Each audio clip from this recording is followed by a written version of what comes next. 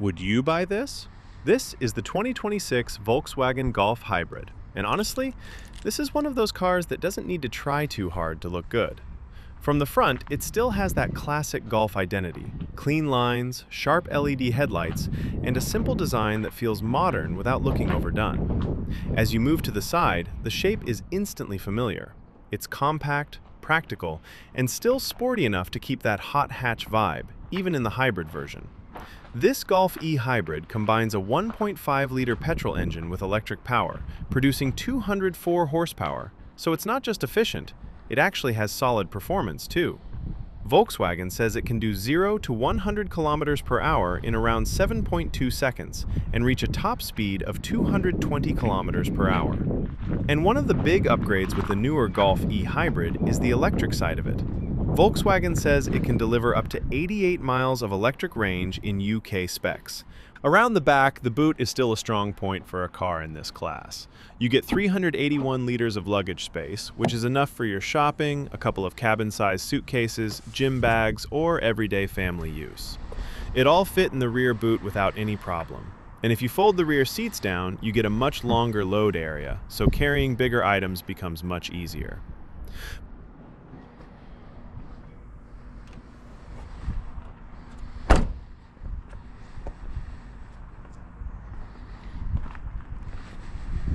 Moving into the back seat, this is where the Golf keeps that solid everyday usability. Rear passengers get a decent amount of room for a hatchback, and the rear cabin feels wide enough for normal daily driving and short trips with 3 people in the back. Volkswagen lists the rear interior width at 1,440 millimeters, so it should feel comfortable enough for adults on regular journeys. You've also got that classic Golf advantage. It doesn't feel oversized from the outside, but inside it still gives you a practical and sensible layout. So even in hybrid form, the Golf still feels like a proper all-rounder. Compact enough for the city, but spacious enough to work as an everyday family car. You also get useful features back here. There's a rear climate control panel, so rear passengers can adjust the air settings themselves, which is a nice touch for everyday comfort. Another practical detail is the seat back pockets, which are useful for keeping your mobile phone or small personal items. And one thing to mention is the rear window doesn't go all the way down 100%, but honestly, it still opens enough and it's still very good for normal use. Overall, the back seat feels practical, comfortable, and well designed for daily driving.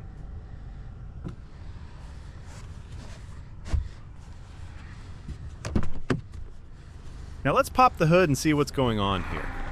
The 2026 Volkswagen Golf Hybrid comes with a 1.5-liter petrol engine working together with an electric motor.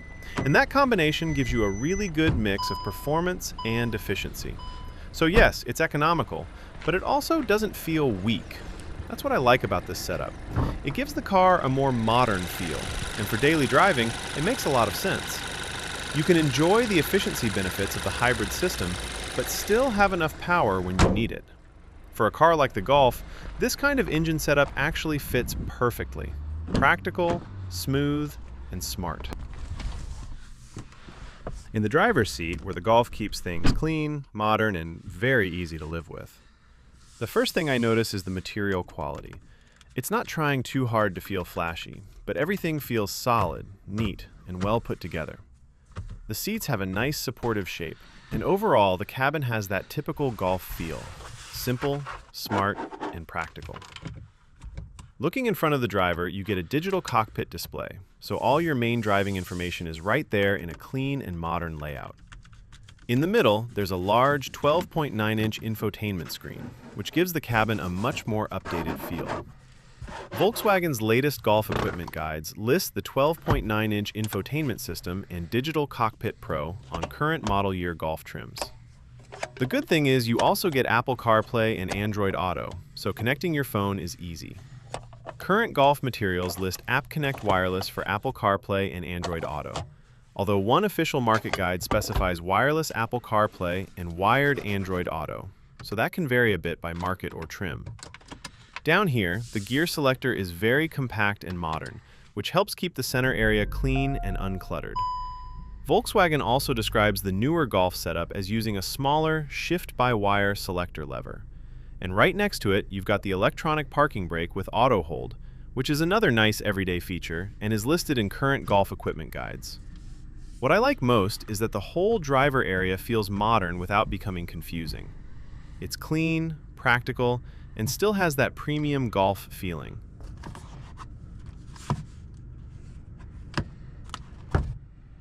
Alright, now let's see what the 2026 Volkswagen Golf Hybrid is actually like to drive. Because the Golf has always been one of those cars that people buy for the full package, not just one big headline feature. And straight away, the first thing I notice is this car feels very easy. Not boring, just easy in a good way. Everything about it feels familiar, smooth, and well judged. You get in, start driving, and within a few minutes, it already feels like a car you could live with every single day. And honestly, that's always been one of the Golf's biggest strengths. Now in this hybrid version, what changes is the way the car delivers that everyday experience. This e-hybrid combines a 1.5-liter petrol engine with an electric motor for a total of 204 PS, and Volkswagen says it can do 0 to 100 kilometers per hour in 7.2 seconds with a top speed of 220 kilometers per hour. So yes, it's efficient, but it's also properly quick for normal daily driving. And that's something you feel almost immediately. The power delivery is smooth, and because you've got that electric assistance, pulling away feels effortless.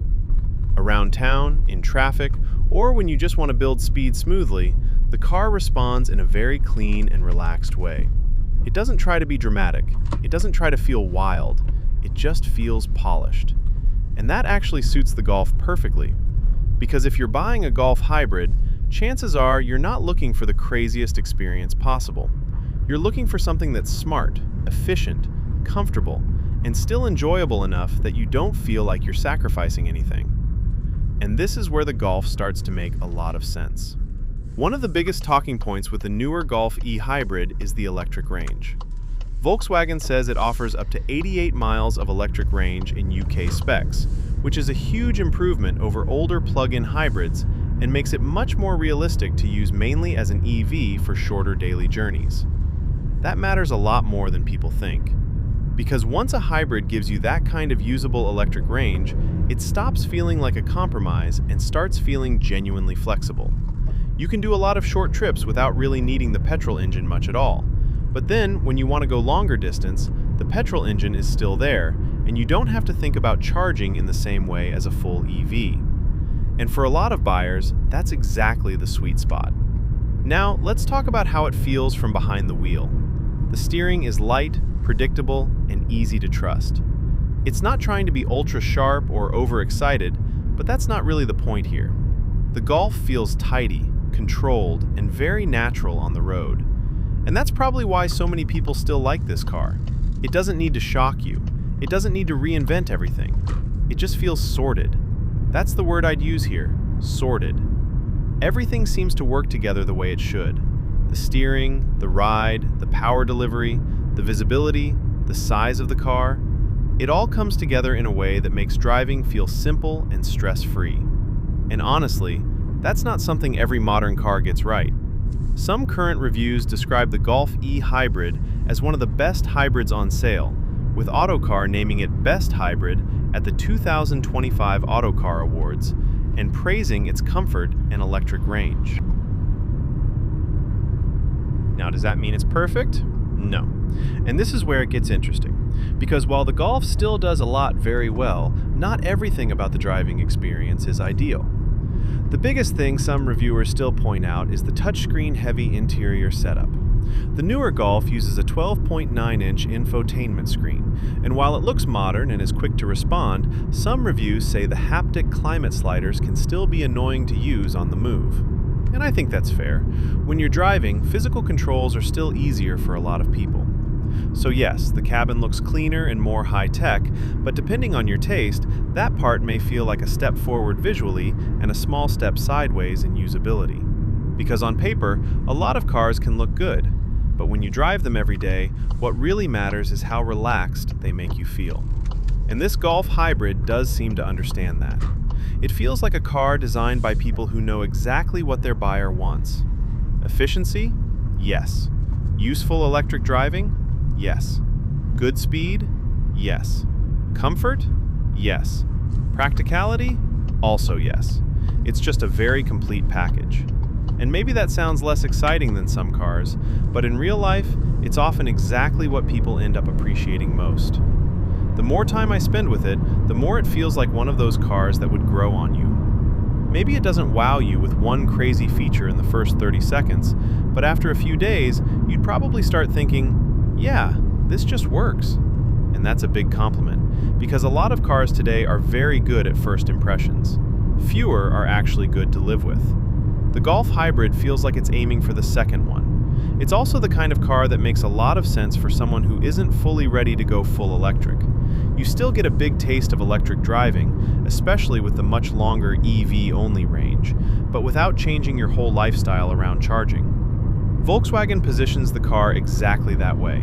Electric for daily commuting, petrol backup for flexibility on longer trips. So if you do mixed driving, city, traffic, work commutes, motorway, weekend trips, this kind of setup is probably one of the easiest to recommend. And that's what makes it interesting, because the Golf Hybrid doesn't really sell itself with drama. Still, from the driver's seat, the overall atmosphere is very good. You've got the digital driver display in front of you, the big center screen, clean layout, and a cabin that still feels solid and mature. It doesn't feel cheap, and it doesn't feel overstyled either. That's actually something I like about it. The Golf interior doesn't need flashy tricks to feel good. It just feels well built and easy to get used to. And once you start driving more, you begin to appreciate how calm this whole car feels. Around town, it's easy to place on the road. In tighter areas, it still feels compact enough to manage comfortably. And on faster roads, it feels stable and mature in the way you'd expect from a Golf. CarWow also highlights the Golf's comfort, visibility, and ease of use in everyday driving, noting that it feels especially at home in town and remains quiet enough for longer distances. That's really where this car wins. Not by being the loudest, not by being the fastest, not by being the most futuristic, but by being good at almost everything. And for daily use, that can honestly be more valuable than having one extreme strength. Now, if you're the kind of person who wants a really sporty hybrid hatchback, then maybe you'd look at something else, maybe even the Golf GTE instead. But if you want the more balanced version, something that leans more toward efficiency, comfort, and all-round usability, this e-hybrid feels like the smarter choice. Autocar specifically says the e-hybrid is tuned more for efficiency, comfort, and electric range than the sportier GTE. And I think you can feel that on the road. The suspension setup feels like it's aiming for comfort first. The car stays composed, it doesn't feel overly harsh, and that makes it easier to imagine living with every day. That matters. It sells itself with logic. But thankfully, it doesn't feel boring because of that. It still has enough power to feel quick, enough quality to feel premium, and enough Golf DNA to still feel like a proper Golf. And I think that matters, because when brands electrify cars, sometimes they lose some of the original identity. Here, it still feels like the same idea, just updated.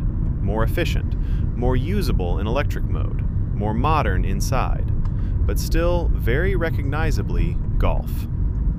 So after driving it, my impression is pretty simple. This is not the most emotional hybrid hatchback.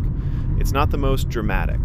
It's not trying to be a full performance car. But if you want something that feels polished, practical, efficient, and genuinely easy to live with, the 2026 Volkswagen Golf Hybrid feels very convincing. It's one of those cars that may not shout for your attention, but the more you think about it, the more it makes sense.